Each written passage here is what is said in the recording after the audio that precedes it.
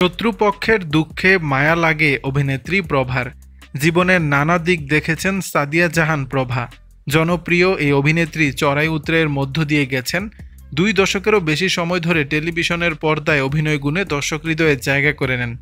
এখন তাকে পর্দায় তেমন দেখা না গেলেও সামাজিক যোগাযোগ মাধ্যমে তার সরব উপস্থিতি বরাবরের মতোই আলোচনায়। সম্প্রতি নিজের সোশ্যাল মিডিয়া হ্যান্ডেলে আবেগঘন বার্তা দিয়েছেন এই অভিনেত্রী, যেখানে উঠে এসেছে মানবিকতা, সহমর্মিতা এবং নারীর প্রতি নারীর সম্মানবোধের এক অনন্য দৃষ্টান্ত।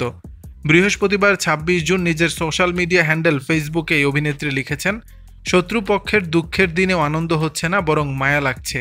কি করব, আমি মানুষ, তো মেয়ে মানুষ। নারী হয়ে নারীর দুঃখের দিনে নারীকেই অসম্মান করার পারিবারিক শিক্ষা, যোগ্যতা কোনোটাই আমার নেই। স্ট্যাটাসটি প্রকাশের পর থেকে সাড়া ফেলেছে।